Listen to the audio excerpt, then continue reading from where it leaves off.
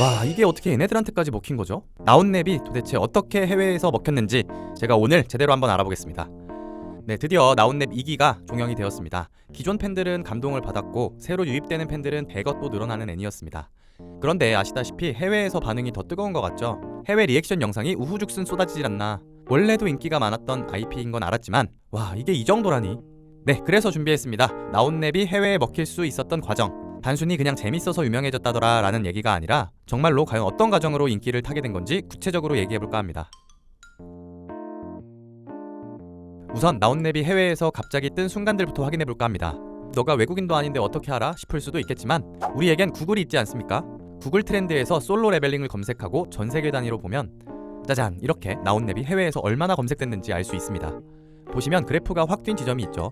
2025년 3월, 그리고 2024년 1월, 2021년 4월이 있습니다. 여기서 제가 주목한 건 2021년 4월이었는데요. 왜냐? 미지근하게 검색되던 나온랩이 갑자기 많이 검색된 시기였기 때문이죠.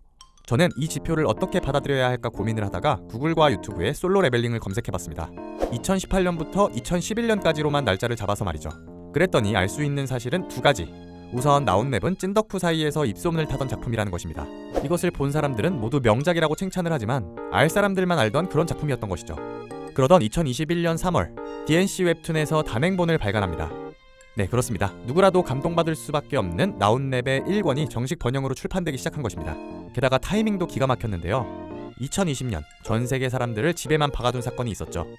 네, 바로 그놈입니다. 아직까지 그놈의 위협이 남아있고 사람들이 집에 있던 2021년 초였기 때문에 만화를 접하기가 더 쉬웠죠.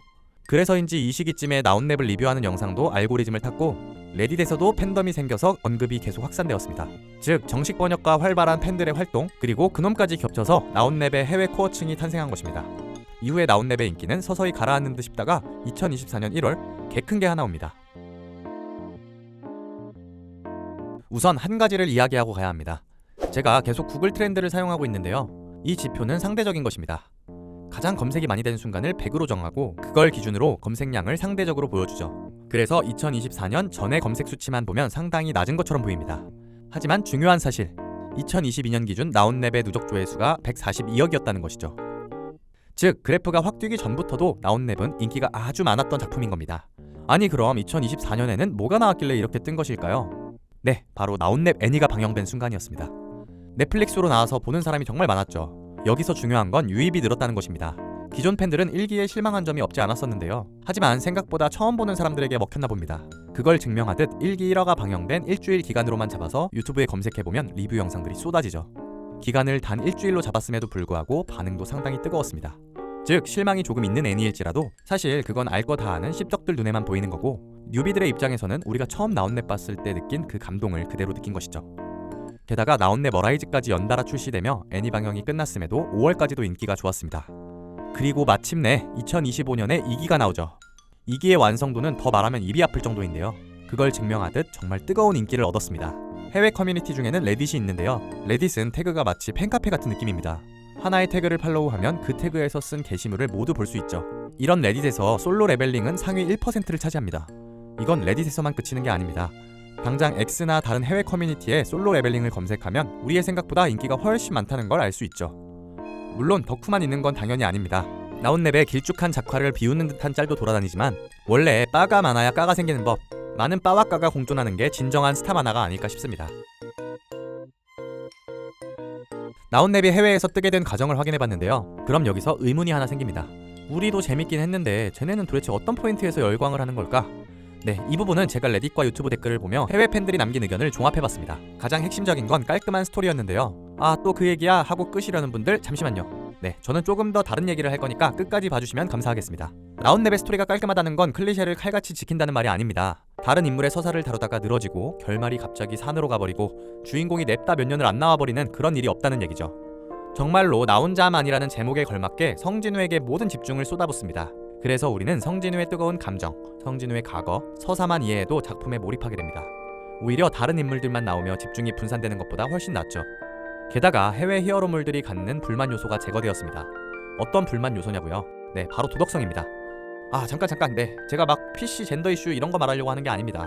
여기서 말하는 도덕성은 배트맨이 조커를 안 죽이고 개쓰레기 중에 쓰레기인 악당을 살리는 전개를 말하는 겁니다. 우리는 그게 옳다는 걸 머리로는 알지만 가슴은 만족을 못하죠. 이게 너무 심하면 왜 안 죽여? 라는 답답함까지 느끼게 됩니다. 특히나 우리가 지금껏 봐온 히어로만 봐도 이런 전개는 거의 필수적으로 있었죠. 이게 무조건 나쁜 전개는 아니고 더 큰 감동을 가져올 때도 있었지만 가끔은 답답함을 느끼게 합니다.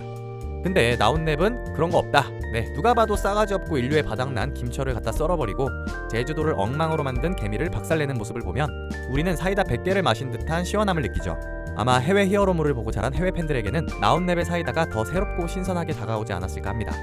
마지막으로 떡밥 회수에 관한 얘긴데요. 나온랩은 단순히 성장을 하는 스토리를 넘어서 떡밥 회수가 정말 질입니다. 가령 시스템에 관한 떡밥이나 그림자 군주, 그리고 그들의 전쟁, 성진우의 이야기 모두 떡밥이 깔끔하게 회수되죠. 이 포인트들도 굉장히 좋아하는 반응들이 많았습니다. 해외 팬들이 나온랩을 좋아하는 이유를 깔끔한 스토리라고 압축해서 설명했지만 풀어서 보면 집중이 잘 되고 정말 통쾌하며 떡밥 회수의 감동까지 담긴 그런 작품인 것이죠. 이렇게 보면 재밌는 건 정말 모두에게 재밌는 것 같습니다. 네, 오늘 이렇게 나온랩 해외 흥행에 관해서 다뤘는데요. 나온랩에 관해 다른 이야기가 하고 싶다, 궁금한 게 있다 하시는 분들은 댓글로 남겨주시길 바라겠습니다. 네, 저는 그럼 다음에 또 다른 나온랩 영상으로 찾아오겠습니다. 그럼 구독과 좋아요, 알림 설정까지 부탁드리겠습니다. 오늘도 질덕한 하루 보내세요. 네, 이상 덕섭이었습니다.